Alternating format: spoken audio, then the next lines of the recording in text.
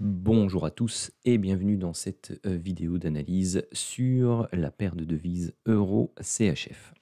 Alors, j'ai publié une vidéo qui analysait donc le graphique de l'euro face à son panier de devises, donc le EXY. Et j'avais analysé donc différentes paires de devises. Et quand j'ai publié la vidéo, je me suis dit mince, j'en ai oublié une importante, c'est l'euro contre le franc suisse. Et donc bon, bah, vous me l'avez demandé, donc voilà, heu, je la fais en complément. Alors bien entendu, si vous aimez ce que je fais, surtout n'hésitez pas à vous abonner à la chaîne si ce n'est pas encore fait.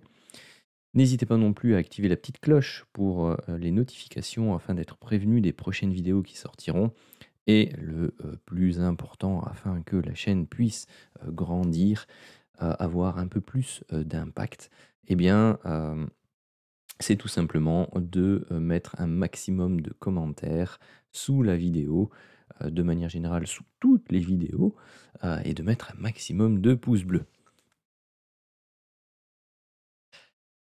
Alors, bon, pour la tendance générale de l'euro face à son panier de devises, je vous invite à aller, visionner la vidéo que j'ai publiée sur la chaîne YouTube. Hem, de manière, générale, que ce soit à court terme, et voire à moyen terme, par rapport à certaines devises, il y a une hausse, attendue de l'euro. Pour certaines, une petite correction, et pour d'autres, un potentiel baissier relativement important. Alors, le franc suisse, face à l'euro, se classe dans les catégories avec un, petit rebond, potentiel et une poursuite de la baisse, heu, par la suite. Alors ici, je vous affiche de 2015 par rapport au pic qu'il y a eu en janvier 2015, donc la forte baisse que vous voyez tout à gauche, qui a amené, l'euro à un niveau de 0,80 par rapport au franc suisse. Depuis, qu'est-ce qu'on a fait? Bon, il faut savoir que si je dézoome, mais je vais pas le faire parce que j'ai bien cadré, mon décompte ici, je le ferai après. Si je dézoome, bah, vous verrez que l'euro face au franc suisse, bah, est dans une perpétuelle baisse avec des périodes, de correction haussière comme celle-ci et puis sinon c'est plus ou moins, comme ceci. Donc par rapport à la baisse, de 2015, qu'est-ce qu'on a eu? On a eu une impulsion en 5 temps de type diagonale d'initialisation notée grand A, une correction en 3 temps notée grand B et ici, bah, on a eu une hausse, une baisse, donc petite vague 1, petite vague 2, vague 3, un flat pour une vague 4 et une vague 5 et donc ça termine ici la grande C. Donc on a corrigé tout le dernier mouvement baissier qui s'est clôturé par, ah bah, cette débâcle-là sur l'euro franc suisse de 2015, qui avait beaucoup fait parler, de lui à l'époque.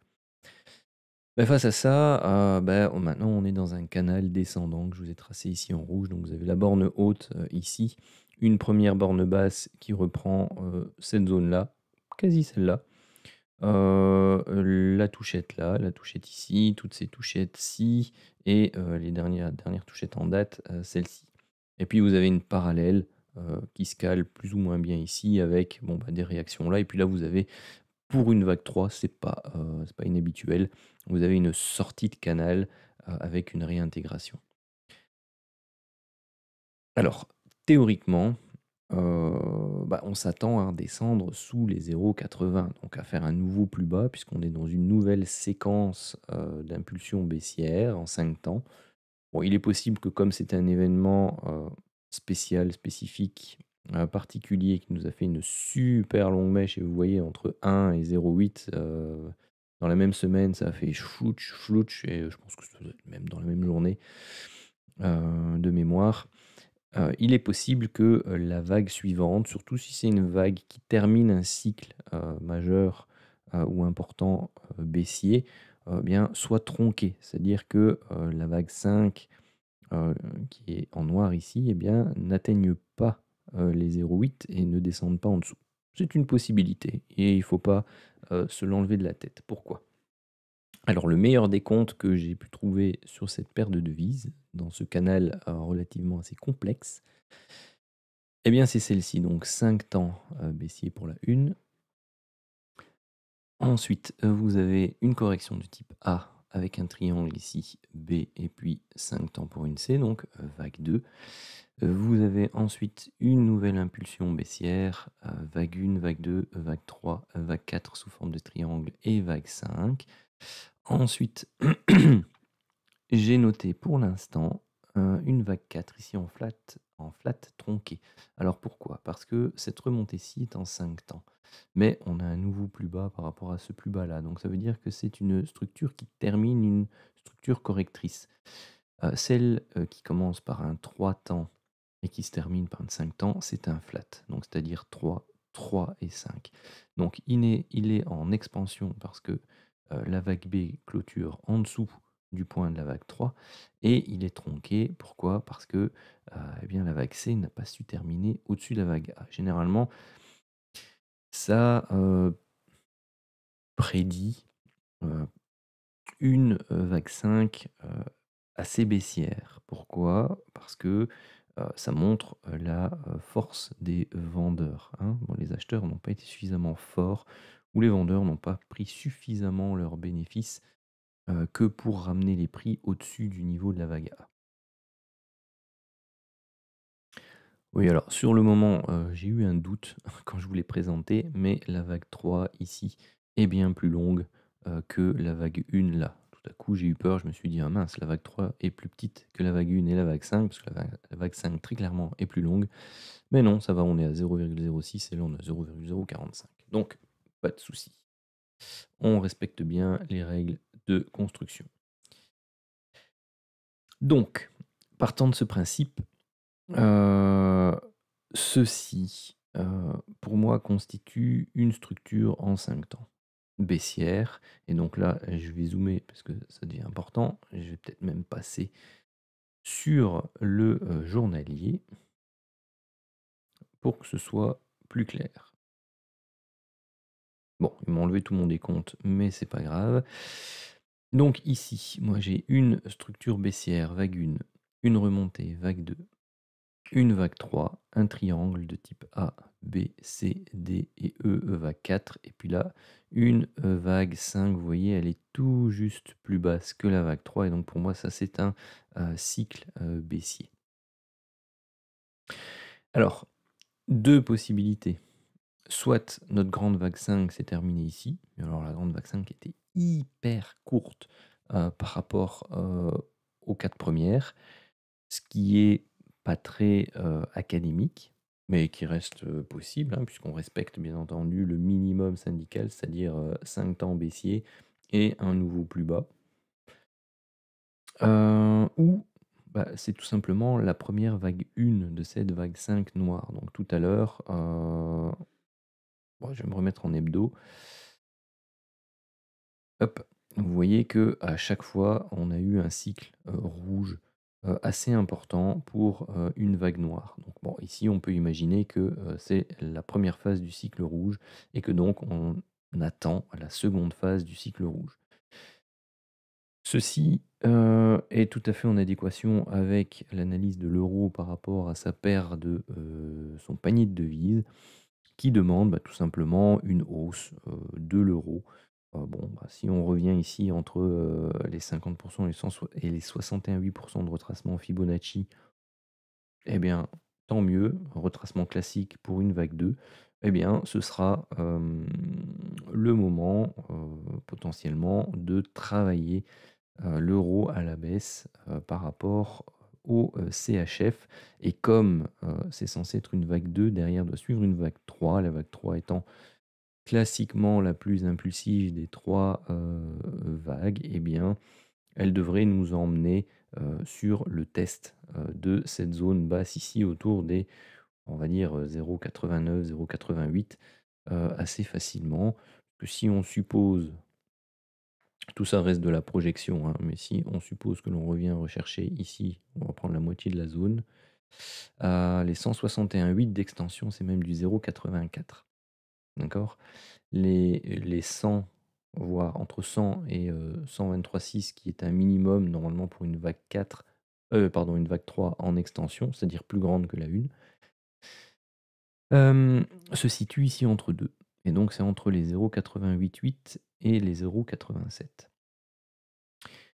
Donc, ça, pour l'instant, bon, sincèrement pas grand-chose à faire. Éventuellement, c'est peut-être même plus intéressant de temporairement détenir, de l'euro par rapport au franc suisse, jusqu'à ce qu'il remonte, il peut zigzaguer, hein, il peut zigzaguer ici.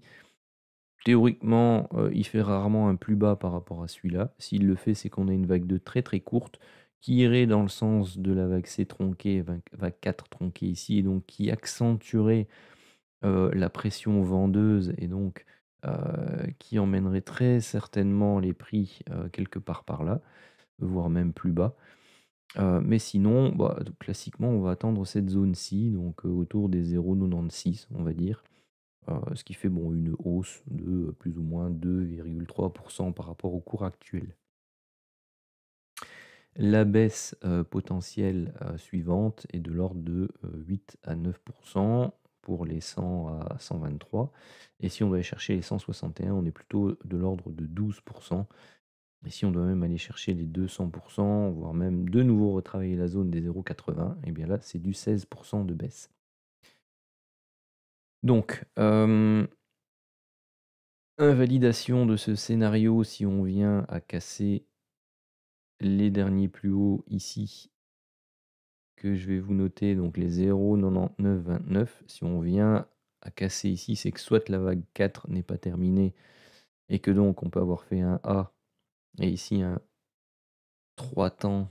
Mais bon, ça m'irait pas trop avec cette structure-là. Pour un B et ici une impulsive qui va dépasser le A et qui va vraiment faire un flat en expansion ici avant de repartir à la baisse. C'est un scénario alternatif possible.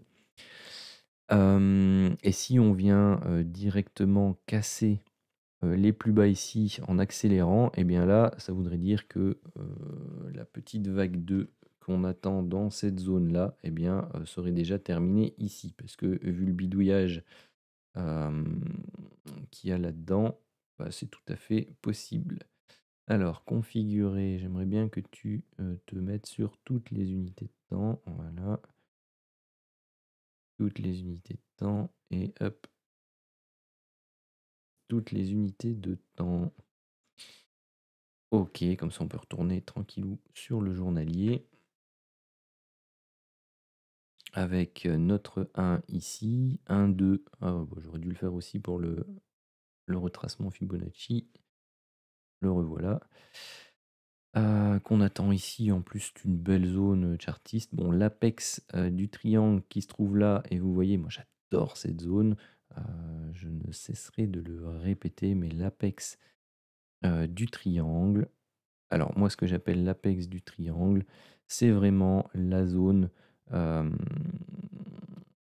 intermédiaire dans laquelle vous allez avoir, parfois ça peut être une zone comme celle-ci, hein, où vous allez avoir vraiment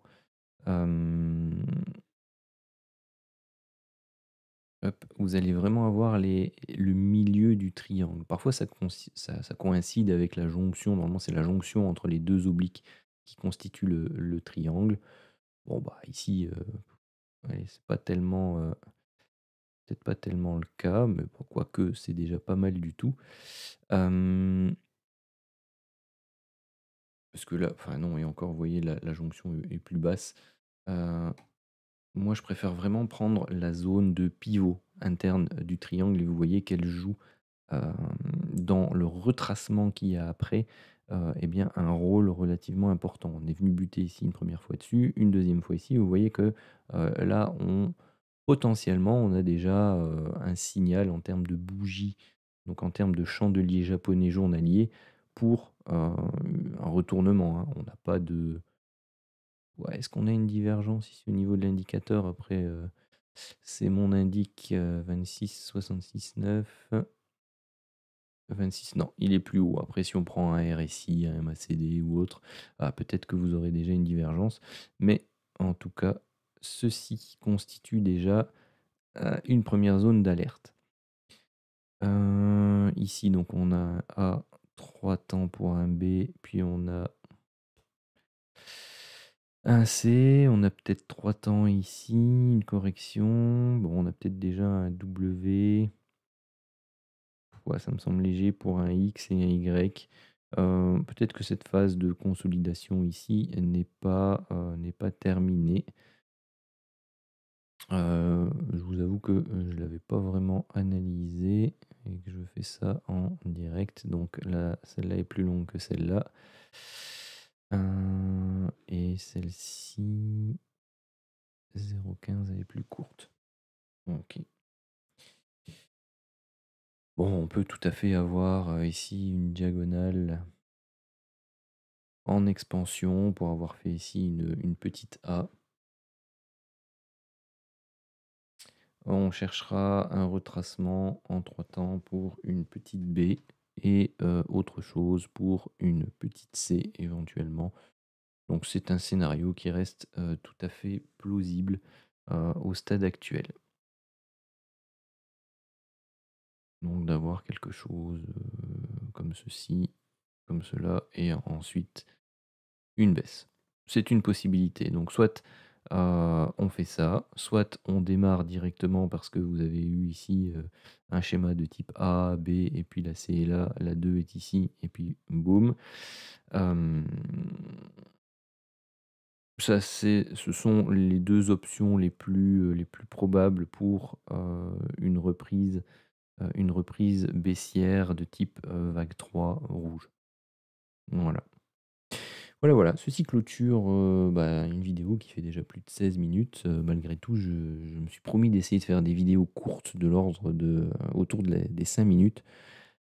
Je sais pas si je vais y arriver. Allez, je vous dis à bientôt. Salut.